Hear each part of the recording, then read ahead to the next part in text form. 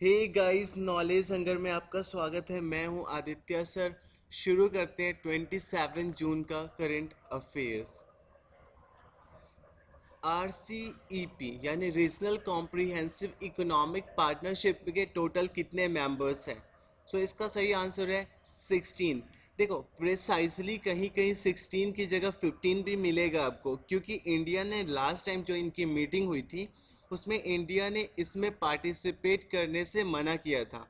But after all ये एक proposed free trade agreement है, अभी इसका साइन या एग्रीमेंट नहीं हुआ है। तो अभी हम मान के चल रहे हैं कि इसके 16 मेंबर्स हैं। अगेन इंडिया साइन करेगा या नहीं करेगा, ये फ्री ट्रेड एग्रीमेंट एग्जिस्टेंस में आने के बाद डिसाइड होगा, राइट। तो अगर आपको ऑप्शन 15 दिखता है तो वो करेक्ट करो, 16 दिखता है तो ये करेक्ट करो, पर दोनों ऑप्शन आपको नहीं मिलेगा। बात करें आरसीईपी की तो इसके टोटल मेंबर्स हैं 16, जिसमें 10 मेंबर्स आते हैं आसियान ग्रुप से। इसके अलावा 6 और मेंबर्स हैं, उसमें जापान, कोरिया, कोरिया में बात करें तो रिपब्लिक ऑफ कोरिया की ऑब्वियसली हम बात कर रहे हैं। इसके अलावा न्यूजीलैंड, ऑस्ट्रेलिया, चाइना और अगेन इंडिया। आसियान की बात करें तो आसियान का हेडक्वार्टर है जकार्ता, जकार्ता कैपिटल है इंडोनेशिया की। और आसियान में टोटल 10 कंट्रीज हैं। बेसिकली आरसीईपी एक free trade proposed free trade agreement है इंडो पैसिफिक स्पेसिफिक एरिया के लिए, राइट। और हाल ही में ये न्यूज़ में क्यों था? क्योंकि इसकी एक वर्चुअल मीटिंग हुई थी इनके प्रपोज्ड मेंबर्स के बीच में, राइट। एनुअल टीबी रिपोर्ट जो गवर्नमेंट ऑफ इंडिया के हेल्थ मिनिस्ट्री ने लॉन्च किया है, उसमें टॉप कौन सा स्टेट किया है जिसने सबसे अच्छा वर्क किया है टीबी को एलिमिनेट करने के लिए? इसका सही आंसर है गुजरात। देखो, इस लिस्ट के अकॉर्डिंग ये बताया गया कि जो सबसे अच्छा स्टेट है जिसने सबसे ज़्यादा वर्क किया है, जहाँ पे टीवी के पेशेंट्स के ग्रोथ बहुत कम हुए हैं, ठीक है, तो उसे बेस्ट स्टेट का दर्जा दिया गया। तो ये बेसिकली 3 कैटेगरी में डिवाइडेड था। एक तो लार्जर स्टेट के बारे में, एक स्मॉलर स्टेट और एक यूनियन टेरिटरी। जो लार्जर स्टेट था उसमें गुजरात ने सबसे अच्छा परफॉर्म किया, स्मॉलर में नागालैंड, और थर्ड यूनियन टेरिटरी में DANHADAD यानी Dadar and Nagar Haveli and Diu and Daman and Diu. ये जो कंप्लीट यूनियन टेरिटरी है ये टॉप किया है। अच्छा, ये यूनियन टेरिटरी अपने आप में एक यूनिक यूनियन टेरिटरी है, बिकॉज ये दो union territory Dadar and Nagar Haveli और दमन एंड दीव का एक कंबाइन हुआ था, मर्जर हुआ था। तो ये अपने आप में एक यूनिक क्वेश्चन बन जाता है, क्योंकि यूनियन टेरिटरी का मर्जर रेयर है, ठीक है। तो ये हुआ था 26 जनवरी 2020 को, यानी 26 जनवरी 2020। इस यूनियन टेरिटरी का कैपिटल है दमन। ओके, अब ट्यूबरक्लोसिस के बारे में थोड़ा जानते हैं। ट्यूबरक्लोसिस बैक्टीरिया, टीबी यानी बैक्टीरिया की वजह से होने वाला एक डिजीज़ है, एक बीमारी है। इस बैक्टीरिया का नाम है माइकोबैक्टीरियम ट्यूबरक्यूलोसिस, राइट। बात करें हेल्थ मिनिस्ट्री की तो हमारे हेल्थ मिनिस्टर है हर्षवर्धन। एक रिपोर्ट के अकॉर्डिंग ये बताया गया कि इंडिया में टोटल जो टीबी के केसेस थे 2019 में, वो थे 24.04 लाख, यानी अराउंड 24 लाख लोगों को टीबी हुआ 2019 में। और ये टोटल ओवरऑल ग्रोथ था 2018 से 14% का। इन 2018 से 14% ज़्यादा टीबी पेशेंट्स पाए गए थे 2019 में। गाइस, क्या आप मुझे बता सकते हो कि गवर्नमेंट ऑफ इंडिया का एक प्लान है, एक एम है कि इंडिया को टीबी फ्री कंट्री बनाना है, तो उसके लिए एक डेडलाइन डिसाइड किया गया है। क्या आप मुझे बता सकते हो इंडिया को कब तक टीबी फ्री कंट्री बनाने का सरकार का लक्ष्य है? E blood service mobile app launch किया गया है हेल्थ मिनिस्ट्री के द्वारा। ये किस चीज़ से एसोसिएटेड है, यानी किसके एसोसिएशन में ये लॉन्च किया गया ऐप? तो एक तो हो गया कि ये हेल्थ मिनिस्ट्री है इसमें, और इसके अलावा इसके साथ कौन है एसोसिएटेड? तो इसका सही आंसर है इंडियन रेड क्रॉस सोसाइटी। देखो, इंडियन रेड क्रॉस सोसाइटी एक एनजीओ है जिसका हेडक्वार्टर है नई दिल्ली में। ये एक ब्रांच है, स्पेशली बात करें तो इंटरनेशनल रेड क्रॉस सोसाइटी का, जिसका हेडक्वार्टर है जेनेवा, जो कि है स्विट्जरलैंड में। स्विट्जरलैंड एक यूरोपियन कंट्री है। ओके, ई ब्लड सर्विस मोबाइल ऐप का क्या ऑब्जेक्टिव है? देखो, ई ब्लड सर्विस जो मोबाइल ऐप है, इसका ऑब्जेक्टिव ये है कि इसके थ्रू आपको पता चल सकता है कि आपके आसपास में कौन सा ब्लड बैंक है। इसके अलावा उस ब्लड बैंक में किस ब्लड ग्रुप के कितना ब्लड अमाउंट है। तो ऑब्वियसली ये लोगों को काफ़ी, और पेशेंट्स को काफ़ी ज़्यादा फ़ायदा पहुंचाने वाला है। इसी से मिलता जुलता एक वर्ड आता है हीमोफीलिया। देखो, हीमोफीलिया एक ऐसा बीमारी है जो कि ब्लड में क्लोटिंग नहीं बनने की वजह से होता है, राइट। इसमें क्या होता है, मान लो किसी आदमी को हीमोफीलिया हो गया, इसका मतलब ये है कि उसका हाथ पांव कुछ कट होता है, और उससे जो ब्लड निकलता है तो वो ब्लड निकलना रुकेगा नहीं, वो फ्लो होता जाएगा। और ये तब तक होगा जब तक उसके बॉडी से बहुत सारा ब्लड बाहर ना निकल जाए। क्यों?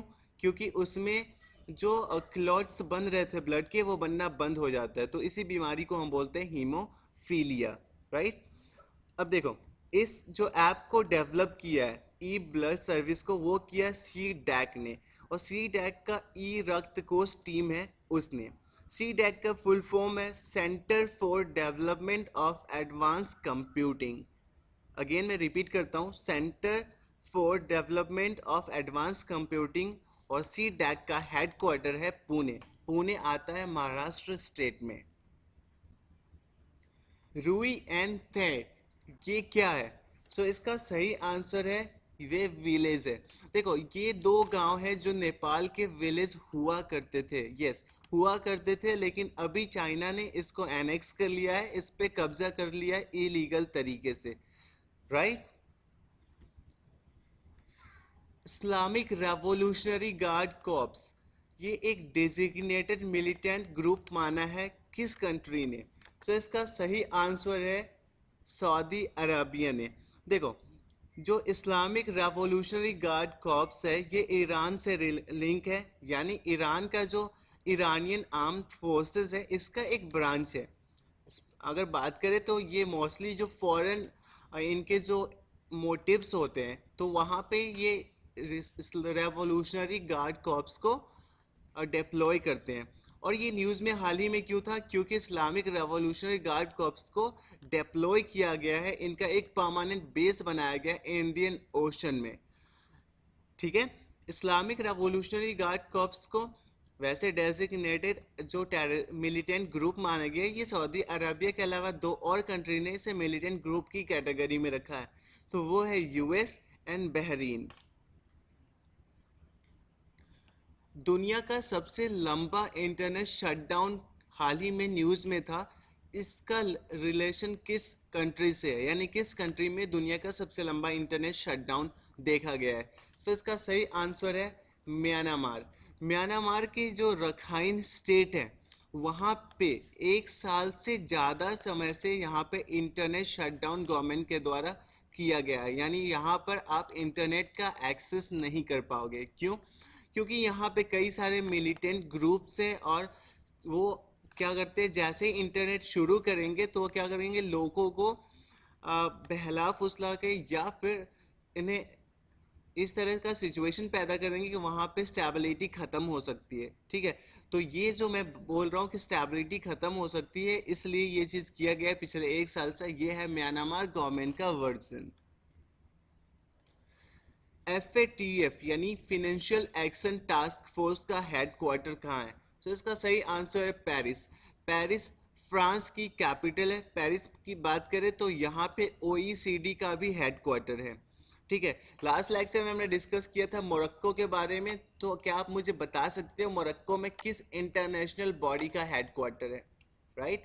Okay, come to the point, financial action task force ये अभी न्यूज़ में क्यों था? क्योंकि इसकी एक मिनिस्ट्रियल मीटिंग हुई है, ठीक है। जो मीटिंग थी FATF plenary and working groups meeting, जो कि हुई है बीजिंग में। बेसिकली बीजिंग में होनी थी, लेकिन ये कोरोना वायरस और पैंडेमिक की वजह से इसे कैंसिल कर दिया गया और ये मीटिंग वर्चुअली हुई है, ठीक है।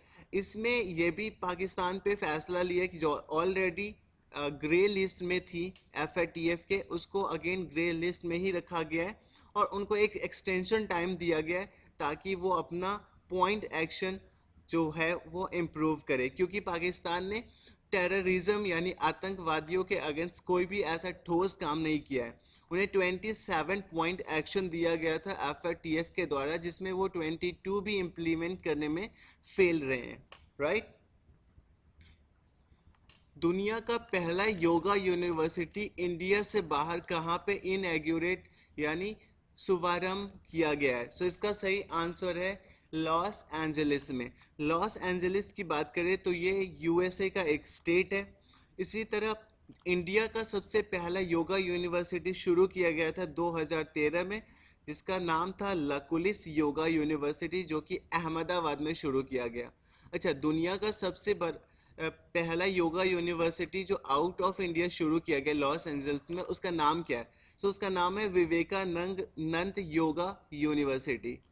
सो गाइज, इसी के साथ ये लेक्चर ख़त्म करते हैं। होप आपको कुछ जानने को या सीखने को मिला होगा। अगर प्लीज़ अच्छा मिला कुछ जानने या सीखने को, तो लाइक, सब्सक्राइब एंड शेयर करें ताकि दूसरे लोग भी इस वीडियो का लाभ उठा पाएँ।